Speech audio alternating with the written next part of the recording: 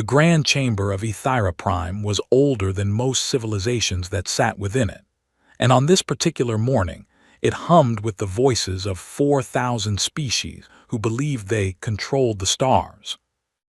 Ambassador Idara Osai stood near the back of the human delegation platform, her hands folded behind her back, her dark eyes watching the enormous hall with the patience of someone who had already made peace with what was about to happen. She had rehearsed nothing because there was nothing to rehearse. The decision had been made long before today. Above her, the vaulted ceiling stretched so high that clouds formed near the top, a deliberate architectural choice meant to remind every delegate how small they were compared to the institution they served. The Rithkari had built this chamber 6,000 years ago, and they had never let anyone forget it. High Arbiter sat upon the central dais, his insectoid frame towering over the delegates around him, his 4 arms folded across his thorax in the posture his species used to communicate supreme authority. He was discussing tariffs again, specifically the rates applied to hyperspace corridor usage in Sector 9 through Sector 14, all of which ran through or near human-occupied space. The rates had been increased for the 11th time in 40 years, and once again, the human delegation had not been consulted. Councillor Dreth Morvan of the Chelwari Trade Federation sat 3 rows below the arbiter's dais, and he was the only one in the chamber who noticed Ambassador Os whispering something to her aide before standing. He watched her step forward to the speaking platform with a calm that made his stomach tighten, though he could not have explained why. The chair recognizes the representative of the United Human Confederacy, Velshan said without looking at her, his mandibles clicking in the pattern that indicated mild irritation at the interruption. Osai stepped into the light. She was not tall by human standards, and by the standards of most council species she was remarkably small, a creature of soft skin and blunt teeth and no claws and no venom and no natural armor. The Rithkari could crush stone with their hands, and the Falkir could survive in vacuum for short periods, and the Chelwari could regenerate entire limbs. But humans could do none of these things. They were, by every biological measure, one of the least impressive species ever to achieve spaceflight. And yet something in the way Idara Osai looked at the chamber made Councillor Morvan feel as if the temperature had just dropped several degrees. "Thank you, High Arbiter," she said, and her voice carried without effort across the vast space, not because of any amplification system, but because the entire chamber had fallen into an odd, anticipatory silence. "I will be brief." She placed her hands on the edges of the podium. 312 years ago, humanity was welcomed into this council as a probationary member, and we were told that in time we would earn our place among the stars. In those 312 years, we have built communication relays across 14 major hyperspace corridors at our own expense, staffed medical stations on frontier worlds where no other species would send their doctors, developed agricultural algorithms that feed 86 council-affiliated planets, and contributed to the defense of the Thornwall against the Vorkith Dominion with our ships and our blood. In return, we have been denied voting rights on 7 of the 12 primary committees, excluded from territorial expansion approvals, overcharged on corridor tariffs that we ourselves helped build, and referred to, in the official council record, as a probationary species. She paused. 312 years of probation is not probation. It is a message, and we have finally heard it. The silence in the chamber shifted, not to alarm, but to curiosity, the way a predator tilts its head at unexpected movement from something it considers prey. Effective immediately, the United Human Confederacy formally withdraws from the Galactic Council and all associated treaties, trade agreements, mutual defense pacts, technology-sharing licenses, and infrastructure commitments. She reached into her coat and placed a small crystal on the podium, a data storage device containing the full legal record of the severance. Our borders will close within 72 standard hours, and all human personnel currently stationed on Council worlds will be recalled. We wish every species in this chamber peace, prosperity, and long life. This is not a negotiation, and there is nothing further to discuss. She stepped back from the podium. For a long moment nobody spoke, and then a sound rose from the upper galleries: laughter. It started with the Dranaki delegation, a species known for their booming voices and their deep contempt for what they called dramatic species, and it spread quickly. The Yovari clicked their beaks in amusement, the Tosk gurgled their equivalent of a chuckle, and even several of the more dignified elder species allowed themselves expressions of condescension. Velshan raised one of his 4 hands to restore order, though even his compound eyes seemed to glitter with something close to amusement. "The Council thanks the human delegation for their candor," he said, and his mandibles formed the pattern that indicated a polite dismissal, "and regrets that the United Human Confederacy has chosen to take this step, though we trust that cooler heads will prevail in time. We wish humanity well in their future endeavors." The laughter continued in pockets around the chamber as Ambassador Osai turned and walked toward the exit. Her delegation of 14 humans fell in behind her: diplomats, aides, translators, and one military attaché who kept his eyes forward and his jaw locked. Not one of them looked back. Councillor Morvan watched them go, and the tightness in his stomach had become something worse, something that felt like the first tremor before a quake. He looked around the chamber at the laughing delegates and the dismissive arbiter and the already forgotten data crystal sitting on the podium, and he thought to himself that he had seen many dangerous things in his long career, but he had never seen anything quite as dangerous as a room full of powerful beings who did not understand what had just happened. Legate Tunos of the Falkir Military Command sat in the observer's gallery above the main floor, and he was not laughing. He had spent 40 years studying human military history, their wars, their strategies, their inexplicable willingness to endure suffering that would break any other species, and he understood something that the rest of the chamber did not. Humans did not make threats. When they told you what they were going to do, they had already done it. He watched the doors close behind the last member of the human delegation, and he pulled up his personal terminal and began composing a classified memo to Falkir High Command. The subject line read, "Immediate strategic reassessment required." Nobody in the chamber read it, because nobody in the chamber was paying attention to the Falkir Observer's gallery, and nobody in the chamber believed that anything important had just happened. The session moved on to the next agenda item within 4 minutes. 3 floors below the Grand Chamber, Ambassador Osai and her delegation stepped into a transport pod that would carry them to the docking ring where their ship waited. Her aide, a young man named Kofi, looked at her with wide eyes and asked the question that all of them were thinking. "Do you think they understood what just happened?" Osai watched the doors slide shut, and she allowed herself the smallest smile she had ever worn. "No," she said quietly. "Start the clock."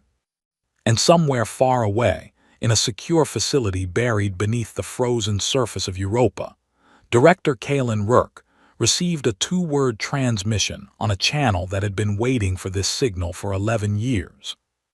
The message read, "Clock started." He closed his eyes, took one long breath, and opened a file labeled "The Quiet Exit."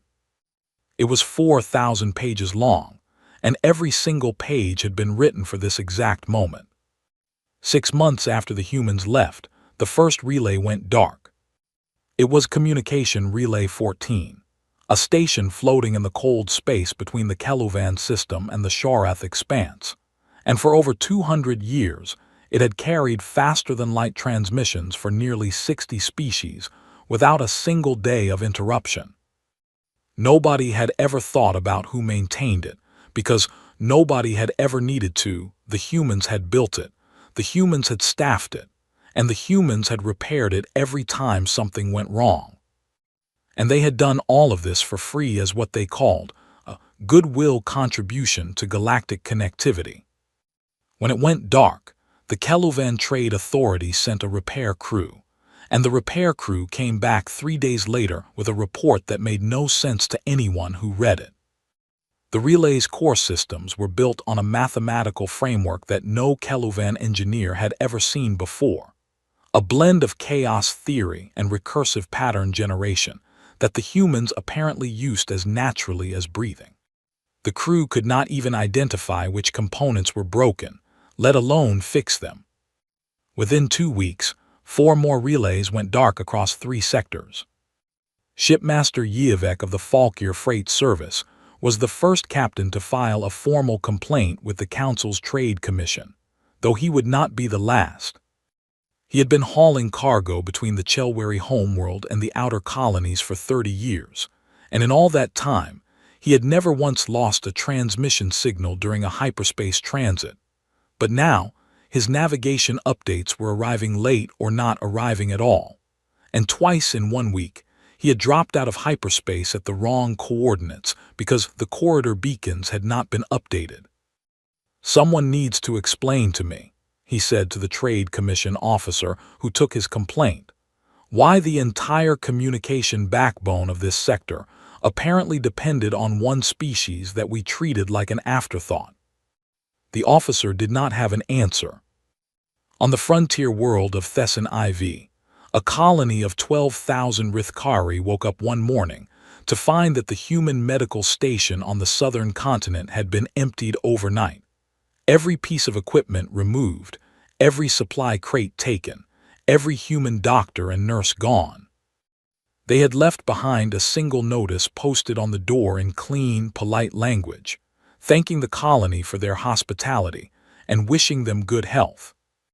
The colony's only surgeon, a Rithkari who had trained under the human doctors and who understood just enough of their medical techniques to know how much he did not understand, stood in the empty building and felt a fear he had never experienced before. The nearest non-human medical facility was 11 days away by standard transport. Thesson IV had 300 children under the age of 5. Across the Council's vast territory, similar scenes played out in dozens of locations. Human agricultural consultants withdrawing from farming worlds, human engineers departing from space stations they had helped design, human teachers leaving schools they had built in frontier communities. Each departure was polite, orderly, and accompanied by a formal notice expressing humanity's best wishes. Each one left a hole that nobody knew how to fill. In the halls of the Grand Chamber, Councillor Dreth Morvan stood before the assembled delegates and presented data that should have terrified every species in the room. "In the 6 months since humanity's withdrawal," he said, his Chelwari throat sacs vibrating with barely controlled urgency, "we have lost reliable communication in 14 hyperspace corridors, medical coverage in 31 frontier settlements, and agricultural output has declined by an average of 23% on 86 worlds that were using human-developed farming algorithms whose licenses have now expired." He paused to let the numbers sink in, but the faces staring back at him showed more irritation than alarm. "These are not isolated incidents. This is a pattern, and it is accelerating." High Arbiter leaned forward on the dais and spoke in the slow, deliberate cadence he used when addressing concerns he considered beneath him. "Councillor Morvan, the contributions of the human species, while noted, were never essential to the functioning of this council. We operated for thousands of years before they arrived, and we will continue to do so. The disruptions you describe are temporary inconveniences that will be resolved through the ingenuity of our member species." Morvan stared at the Arbiter, and for a moment he considered saying what he actually thought, which was that the Arbiter was a fool standing in a building whose foundations were crumbling while he admired the ceiling. But he held his tongue because he knew it would accomplish nothing. Instead, he returned to his seat and began composing a private message to every trade delegate he trusted. The message was simple: begin stockpiling essential supplies. This will get worse before it gets better. In the secure facility beneath Europa's ice, Director Kalen Rourke reviewed the daily reports from across council space and allowed himself a grim satisfaction that he did not enjoy. Everything was proceeding exactly as modeled. 11 years ago, when he had first proposed the quiet exit to the UHC Parliament Security Committee, several members had accused him of paranoia. "You are suggesting," one senator had said, "that we spend a decade preparing to leave an institution we have spent 3 centuries trying to join. That is not strategy, that is madness." Rourke had stood at the podium and spoken without notes, because he had lived with these ideas for so long that they were part of him. "For 300 years we have given the council our best technology, our best doctors, our best engineers, and our best soldiers, and in return they have patted us on the head and told us to wait our turn. They see us as useful but unimportant, as servants, not partners. What I am proposing is not madness, it is a mirror. We will show them exactly what they had by showing them what it looks like when it is gone." The plan was elegant in its simplicity. Humanity would not sabotage anything, would not steal anything, would not threaten anyone. They would simply stop giving away what they had never been thanked for. The relays would go dark because no one else knew how to maintain them. The medical stations would close because no one else had volunteered to staff them. The agricultural algorithms would expire because they were licensed, not donated, and the licenses had always had an end date that nobody had bothered to read. Every single thing that was now failing had been designed to fail, not through sabotage, but through the simple, inevitable consequence of removing the people who made it work. And the council could not even be angry about it, because humanity had broken no laws, violated no treaties, and damaged no property. They had simply gone home. Velshan, after weeks of growing pressure from nervous delegates, finally dispatched an envoy to the human border, a mid-ranking Tosk diplomat named Gureth, who was chosen specifically because sending a senior official would imply that the council considered the situation serious, which Velshan refused to admit.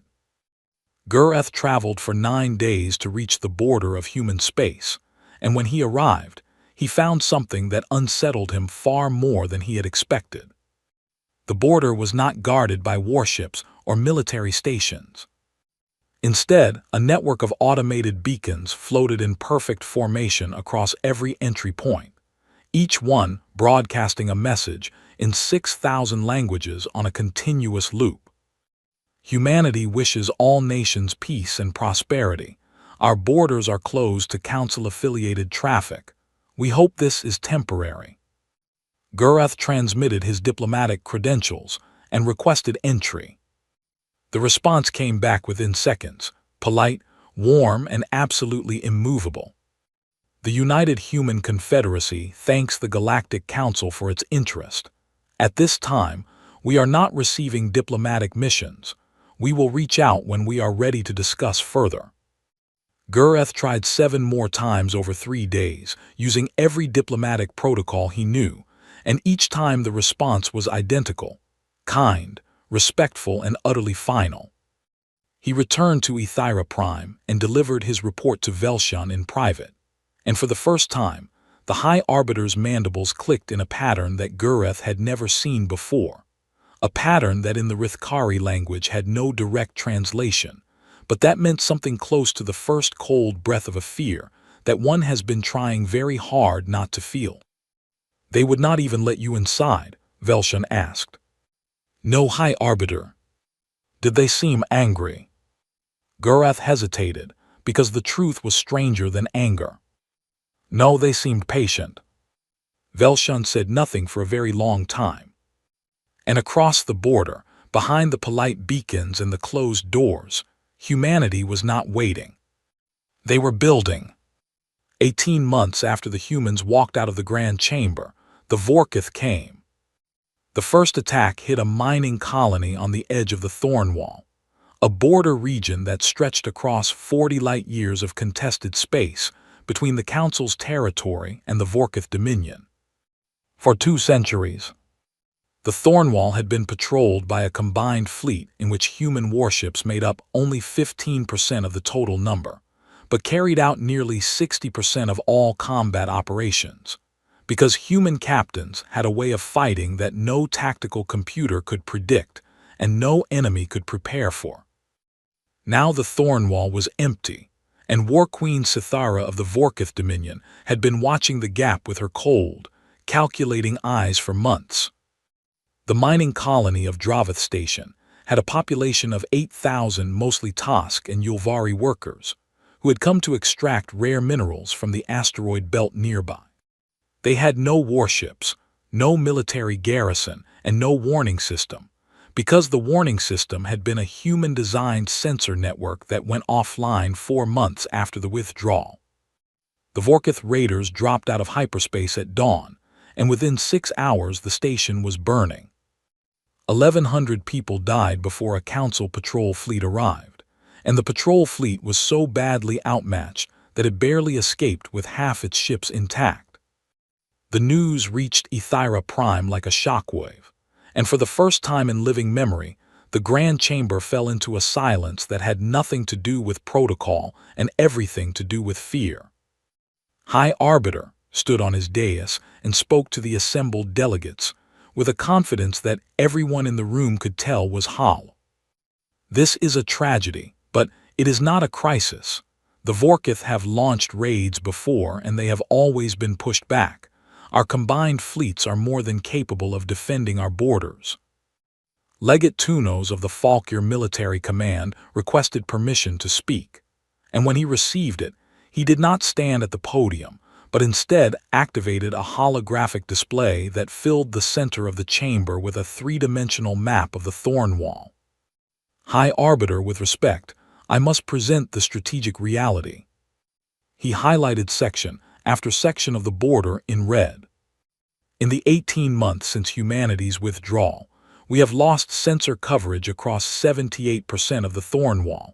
Our response time to incursions has increased from hours to days, and the Vorkith are not launching raids. He paused and looked directly at Velshan. They are testing our defenses, and they are finding nothing. The raids will become invasions within 6 months. This is not a prediction. It is a mathematical certainty based on Vorkith expansion patterns that human analysts identified decades ago, and that we apparently never bothered to study ourselves. The chamber erupted in arguments, delegates shouting over each other, accusations flying between species, old rivalries resurfacing under the pressure of genuine danger. And behind it all, a question that nobody wanted to ask out loud but that everyone was thinking: where are the humans and how do we get them back? Far from the Grand Chamber, on the other side of the closed border, Dr. Nneka Ademi sat in a monitoring station on Titan and watched the data feeds from Council space with a weight on her chest that grew heavier every day. She was a xenobiologist by training, but she had been reassigned to the Strategic Separation Observatory, a facility whose only job was to watch what happened in Council space after the withdrawal and to document everything. She watched the casualty reports from Dravith Station scroll across her screen, and she pressed her hands against her face and breathed slowly until the nausea passed. 1100, she said to no one. Director Kalen Rourke entered the monitoring room behind her, his footsteps quiet on the metal floor, and he looked at the same data she was looking at with an expression that was impossible to read. The Vorkith hit Dravith Station, Ademi said without turning around. I know. 1,100 dead, mostly miners and their families. I know. She turned to face him and her eyes were red, but her voice was steady. How many more are going to die? while we sit here behind our nice clean border and watch." Rourke pulled a chair beside her and sat down, and for a moment he was not the cold architect of the quiet exit, but simply a tired man who had not slept well in months. "Every death out there is a tragedy, and I will carry them for the rest of my life. But I need you to understand something, Nneka. Those deaths are not on our hands. They are on the hands of a council that took everything we gave them and laughed when we asked to be treated as equals. We did not create this crisis. We simply stopped preventing it." Ademi shook her head slowly. "That is a very clean distinction, Director, and I am sure it looks wonderful in a policy document. But those miners did not vote to exclude us from the council. Those families did not laugh when Ambassador Osai walked out, and those children did not choose any of this." Rourke looked at her for a long time, and then he looked down at his hands, and she saw something she had never seen before. They were shaking. "I know," he said quietly, and this time the words carried a weight that told her he was not reciting policy, but confessing something he had been carrying alone for a very long time. Meanwhile, the Council's attempts to replace what humanity had left behind were failing on every front. A coalition of 12 species pooled their best engineers and spent 4 months trying to rebuild a single human communication relay. And at the end of 4 months, they had a device that worked at 11% of the original's capacity and burned out after 9 days. The problem was not intelligence. The Council species were brilliant in their own ways, many of them far older and more technologically advanced than humanity in specific domains. The problem was that human engineering did not work the way anyone else's engineering worked. Human systems were built on intuition as much as logic, on leaps of reasoning that skipped steps other species considered essential, on a tolerance for chaos and improvisation that was baked into every circuit and every line of code. A Rithkari engineer who studied the relay's design described it as a machine that should not work but does, built by a species that solves problems by making inspired guesses, and then refusing to fail. Legate Tunos, in his classified briefing to the Inner Council, the small group of senior delegates who handled matters too sensitive for the full chamber, finally said the thing that everyone needed to hear but nobody wanted to. Humans are not remarkable because they are strong, they are not, and by our standards they are fragile. They are not remarkable because they are intelligent. Many species in this council have greater raw cognitive capacity. They are remarkable because they adapt faster than any species in recorded galactic history. They iterate, they improvise, they integrate, and they do it at a speed that we cannot match. In 312 years, they made themselves essential to the functioning of this council, in ways that none of us noticed until they were gone. Not because they plan to hold us hostage, but because being useful is simply what they do. And now they have been behind closed borders for 18 months, and if they have been applying that same speed of adaptation to their own development, without the restrictions we placed on them. He stopped, and the Inner Council saw something they had never seen on a Falkir face, genuine apprehension. Then the species that comes back to this table, if they come back at all, will not be the species that left. Velshan authorized a full diplomatic mission, not a minor envoy this time, but a delegation of senior representatives from 8 species, carrying formal apologies and offers of revised membership terms. They traveled to the human border and were met by a single ship.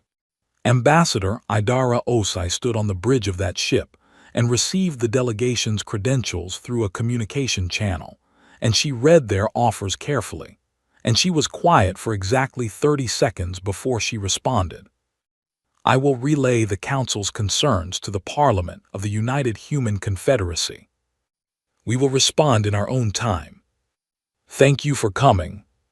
The delegation's lead negotiator, a veteran Chelwari diplomat who had brokered peace between warring empires, asked when they could expect a response. Osai looked at him through the viewscreen with eyes that were neither angry nor cold, but simply patient, in a way that made every diplomat in the room feel as though they were speaking to someone who could see much further ahead than they could. "When we are ready," she said. And then the escort ships guided the delegation back across the border, and the beacons resumed their endless, polite broadcast, and the diplomats returned to Ethira Prime with nothing. Nothing except the growing, unavoidable understanding that humanity was not punishing the Council. They were simply waiting for the Council to understand what it had lost. 3 years after humanity closed its borders, the galaxy was breaking apart. The Vorkith Dominion had launched a full-scale invasion across the Thornwall, and their fleets poured through the undefended border like floodwater through a shattered dam. 3 Council sectors fell in the first month, not because the Council lacked ships or weapons, but because they lacked something far more important. They lacked the ability to fight the way humans fought. The Vorkith were a brute force species, massive and relentless, and their strategy was simple: overwhelm the enemy with numbers and crush anything that resisted. For 2 centuries, this approach had failed against the Thornwall patrols, because human commanders did not fight with numbers. They fought with creativity. They laid traps in asteroid fields. They used civilian freight signals to mask the approach of attack squadrons. They retreated when the enemy expected them to charge and charged when the enemy expected them to retreat. And they communicated with each other through a rapid, intuitive shorthand that no tactical computer had ever been able to decode, because it was not a code at all. It was simply the way humans thought when they were under pressure. The Council fleets had none of this. They fought by doctrine, by the carefully preserved manuals of species that had been waging war the same way for thousands of years, and against the Vorkith's relentless waves, these doctrines crumbled like sand. The combined fleet of the Council suffered 3 devastating defeats in 6 weeks, losing hundreds of ships and tens of thousands of lives, and after the 3rd defeat, the coalition began to fracture. 12 species formally withdrew from the Council's Mutual Defense Pact within a single week, declaring that they would form their own regional alliances rather than trust their survival to an institution that had proven incapable of protecting them. High Arbiter stood in a grand chamber that was now half empty and delivered speeches about unity and resilience that rang hollow against the backdrop of burning colonies and fleeing refugees. He had aged visibly. His once-proud posture had begun to curve inward. His mandibles clicked in patterns that his aides had never seen before, and the authority in his voice had been replaced by something that sounded very much like desperation. The Council that had endured for 6,000 years was dying, and everyone knew it. It was in this moment that Councillor Dreth Morvan did something that would change everything. He resigned his position, surrendered his diplomatic credentials, and traveled to the human border not as a representative of the Council but as a private citizen. A single Chelwary with no authority and no leverage, carrying nothing but honesty. The border beacons scanned his ship and broadcast their usual message, and Morvan responded with a transmission of his own. "My name is Dreth Morvan. I am not here on behalf of the Council because the Council has nothing left to offer. I am here because billions of lives are at stake, and I believe that the humans are the only ones who can help. I am asking not as a diplomat but as a person."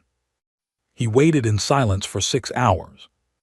Then his communication panel lit up with a docking frequency and a set of coordinates, and a voice he did not recognize said simply, "Follow the signal. Welcome to human space, Counselor." What Morvan saw behind the border changed his understanding of what humanity was. He had expected to find a species licking its wounds, isolated, diminished, perhaps even struggling without the Council's vast resources. Instead, he found a civilization that had been utterly transformed. The human shipyards above Mars were producing vessels unlike anything he had ever seen, sleek, angular craft that seemed to bend light around their hulls, powered by drives that his ship's sensors could not even classify. On Earth, cities had been redesigned around new energy systems that drew power from sources Morvan's scientific training told him should not be possible. Medical facilities were treating diseases that the Council considered incurable, using techniques that appeared to rewrite cellular structure at a level so fundamental that Morvan's translator struggled to find equivalent terms in his language. 312 years of suppressed potential, 3 centuries during which humanity had given its best ideas to a council that restricted their development and controlled their expansion, had been unleashed in just 3 years, and the results were staggering. Morvan walked through the streets of a city called Nairobi and watched human children playing in parks beneath towers that touched the clouds, and he understood with a clarity that hurt like a physical blow that the Council had not merely underestimated humanity. They had actively held them back, and humanity had let them because they had believed foolishly, patiently, with the stubborn optimism that defined their species, that if they proved their worth, they would eventually be accepted. That belief had died in the Grand Chamber 3 years ago, killed by laughter. Morvan was granted an audience with the UHC Parliament, and he stood before the elected representatives of humanity and did something that no council species had ever done. He told the truth. "You were right to leave," he said, and his throat sacs trembled with the effort of saying words that went against every instinct his species had, the instinct to negotiate, to maneuver, to never admit weakness. "We were wrong, not in small ways or in ambiguous ways, but in fundamental, shameful ways. We took what you offered and we treated you as lesser beings, and when you told us you were leaving, we laughed at you. I cannot undo that, no one can. But I am here because the Vorkith are burning their way through council space, and they are killing millions of people who never wronged humanity. Farmers and teachers and children who have no idea why the ships that used to protect them are gone. And if the Vorkith are not stopped, they will eventually reach your borders too, because empires built on conquest do not stop conquering." The Parliament listened, and when Morvan finished speaking there was a silence that he recognized. It was the same silence that had filled the Grand Chamber when Osai delivered her withdrawal speech, the silence of a room where something irreversible was being decided. But the decision was not simple, and Morvan could see it in the faces around him. A representative from the South American Federation stood and spoke with a voice that carried the anger of millions. "They laughed at us, they laughed, Counselor, and now their worlds burn and they come to us for help, and we are supposed to forget the laughter and bleed for them again."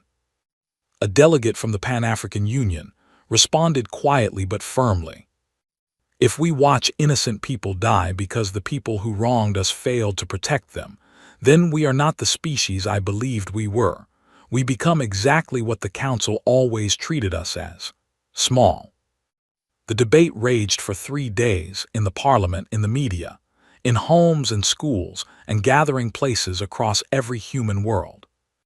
The isolationists argued that humanity owed the Council nothing, and that helping would only invite future exploitation. The interventionists argued that humanity's worth was not proven by walking away, but by choosing to return when it mattered most.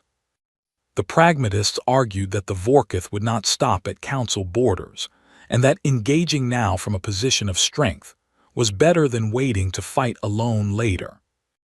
Ambassador Idara Osai, who had not spoken publicly since the day she walked out of the Grand Chamber, requested the floor on the final day of debate.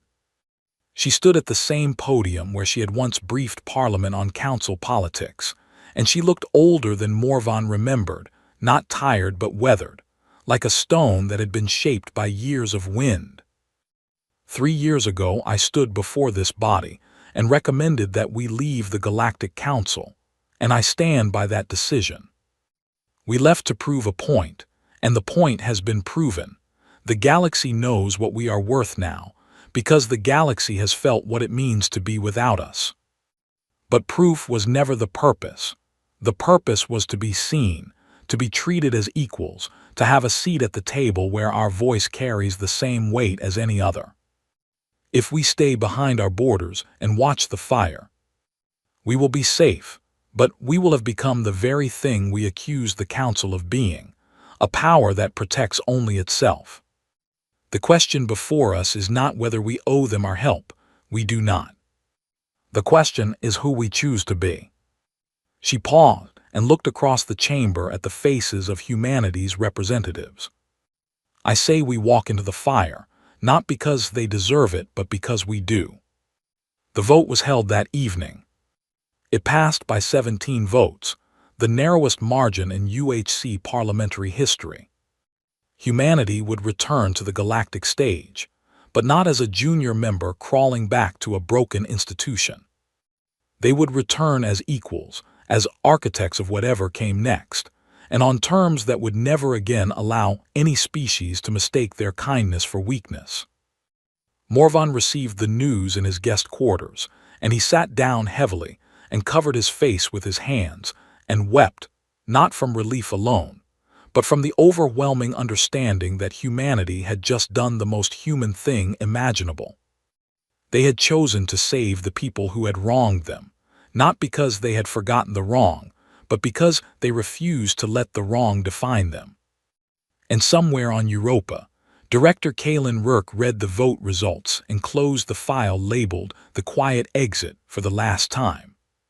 He opened a new file. It was labeled "The Return." And his hands, for the first time in 3 years, were steady. The human fleet crossed the border at dawn on a Tuesday, and the galaxy held its breath. There were 847 ships in the formation, which was not a large number by Council standards. The combined fleets of the remaining Council species numbered in the tens of thousands. But the moment those 847 ships appeared on the long-range sensors of every species within scanning distance, something extraordinary happened. Every sensor operator in 3 sectors said the same thing at almost the same time. What are those? The ships that emerged from human space were nothing like the vessels that had left 3 years ago. They were longer, sharper, and they moved through space with a fluidity that suggested they were not merely traveling through the void but reshaping it as they went. Their hulls were coated in a material that absorbed sensor signals instead of reflecting them, which meant that the only reason anyone could detect them at all was because the humans wanted to be seen. Their weapons systems registered as blank spaces on every scanner, not invisible but unreadable, as if the technology behind them operated on principles that the scanning equipment had not been designed to measure. And at the heart of the formation flew the flagship of the United Human Confederacy, a vessel called the OSI, named after the woman who had walked out of the Grand Chamber and set the clock ticking on the most dramatic transformation in galactic history. Ambassador Idara Osai herself stood on the bridge of her namesake ship, dressed not in diplomatic robes, but in the simple dark uniform of the UHC Naval Command, and she looked out at the stars with the expression of someone who had been preparing for this moment for a very long time. All ships, this is Ambassador Osai. We are crossing the Thorn Wall in 6 hours. Our mission is to engage and repel the Vorkith invasion fleet, protect civilian populations, and establish a secure corridor for evacuation and relief operations. She paused. 3 years ago we left this part of space because we were told we did not matter. Today we return because we know that we do fight well, fight smart, and bring everyone home. The fleet acknowledged in unison, and 847 ships surged forward into the burning remains of what had once been the Council's proudest border. The Vorkith had been expecting resistance. War Queen Sithara was not a fool, and her intelligence networks had detected the human fleet's departure from their home space. But she was not worried. She had studied the humans as they were 3 years ago. Clever, adaptable, but limited by Council-era technology and small fleet numbers. She had prepared for that version of humanity. She had not prepared for what actually arrived. The first engagement happened in the debris field of a destroyed Council outpost, and it lasted 11 minutes. The Vorkith Vanguard, 200 heavy warships crewed by the most experienced warriors in the Dominion, moved to intercept the human formation in a standard crushing pattern, the same tactic that had shattered Council fleets 3 times in the past month. The human fleet did not engage the pattern. Instead, 40 ships broke from the main formation and accelerated to speeds that the Vorkith sensors could not track, disappearing behind the debris field. And while the Vorkith commander was trying to locate them, the remaining human ships fired weapons that no one in the galaxy had ever seen before. The beams did not destroy the Vorkith ships. They disabled them, cutting through shields and armor with surgical precision to sever power conduits and weapon systems without breaching the hulls. In 11 minutes, 200 Vorkith warships were drifting dead in space, their crews alive but helpless, and not a single human ship had taken damage. The 40 ships that had disappeared behind the debris field reappeared behind the Vorkith second line and repeated the performance. Legate Tunos commanded a Falkier support fleet that had been assigned to coordinate with the human forces, and he watched the battle from his flagship's observation deck, with an expression that his second officer would later describe as a man watching something impossible happen, and realizing that he had always known it would. "I spent 40 years studying their wars," Tunos said quietly, "and I thought I understood them." He watched another Vorkith formation collapse under an attack pattern that seemed to come from everywhere at once. Chaotic, unpredictable, and devastatingly effective. I understood nothing. The Battle of the Thornwall lasted 3 days, and it was not a single engagement but a rolling series of confrontations across the entire length of the border, as the human fleet drove the Vorkith back sector by sector.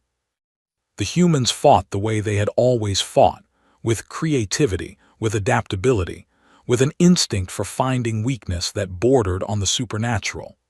But now they had 3 years of unrestricted technological development behind them, and the combination was something the galaxy had never witnessed. They used gravity manipulation to redirect Vorkith torpedoes back at the ships that fired them. They deployed autonomous drone swarms that communicated through quantum-entangled networks and reacted faster than any living pilot could. They projected false fleet signatures that tricked Vorkith commanders into attacking empty space, while the real ships struck from angles that should not have been possible. And through it all, they killed as few Vorkith as they could. This was the part that confused everyone: the Falkier, the Chelwari, the remaining Council species who were monitoring the battle from a safe distance. The humans had the firepower to annihilate the Vorkith fleet down to the last ship, and everyone knew it. The Vorkith knew it too, which was perhaps the most terrifying thing of all. But instead of destroying, they disabled; instead of killing, they captured. And when a Vorkith crew surrendered, the humans accepted the surrender and provided medical aid to the wounded. War Queen Sithara made her final stand at the edge of the Thornwall with her personal fleet of 300 ships, and when the human formation surrounded her flagship, she did not surrender because surrender was not something Vorkith queens did. Ambassador Osai contacted her directly on an open channel, and the two leaders faced each other through viewscreens. The towering, armored War Queen with her scarred face and her burning eyes, and the small, quiet human woman who had changed the shape of the galaxy by walking out of a room. "War Queen Sithara, your fleet is disabled and your invasion has failed. I am offering you terms: full withdrawal from Council space, disarmament of your offensive fleet, and supervised integration into the new galactic framework that will replace the Council. If you accept, your people will be treated with dignity, and your species will have a voice in the future of this galaxy. If you refuse, I will destroy your fleet down to the last ship, and your dominion will end today." Sithara stared at her for a long time, and what she saw was not the soft, clawless creature that the council had dismissed for 3 centuries. She saw steel. "You would really destroy us?" the War Queen asked.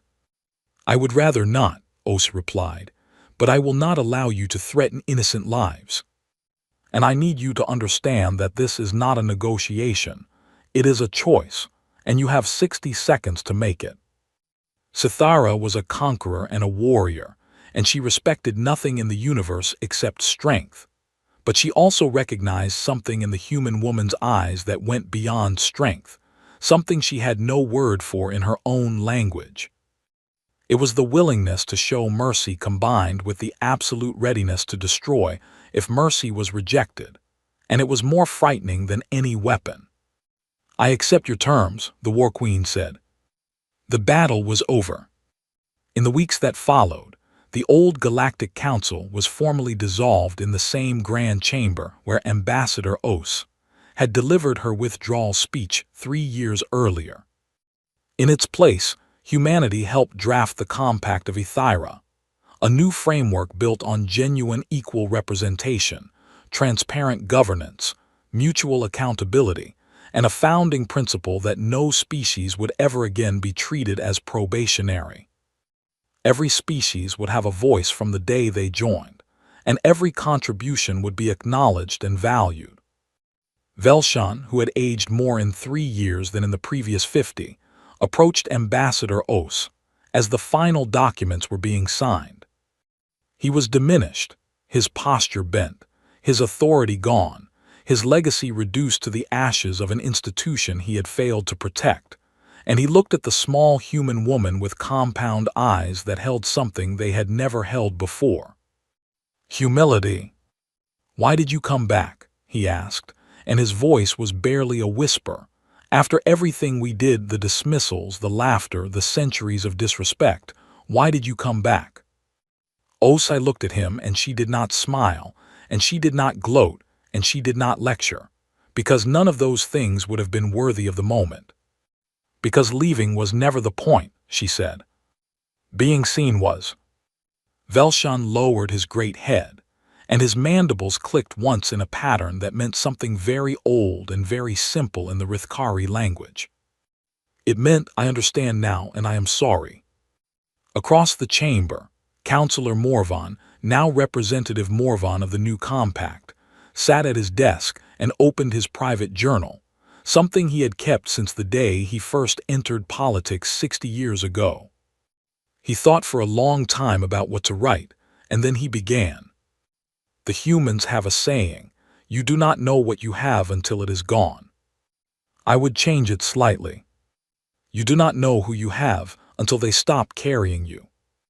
He closed the journal and looked up at the Grand Chamber, which was filled now with delegates from hundreds of species, all talking and arguing and debating the way free peoples do when they are building something new.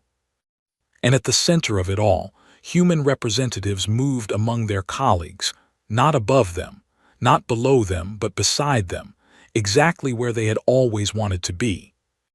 On a frontier world at the edge of what had once been the Thorn Wall, a young human girl stood in a field of alien grass and looked up at a sky filled with ships from 100 different species, all flying together under the banner of the new compact. She waved at the sky the way children do, when they believe that someone up there might wave back. Beside her, a young Rithkari child, the daughter of an engineer who had helped rebuild the communication relays alongside human technicians, looked up at the same sky and raised one of her 4 small hands. They waved together at the ships above them, and neither of them knew or cared about the 3 years of silence and suffering that had brought the galaxy to this moment.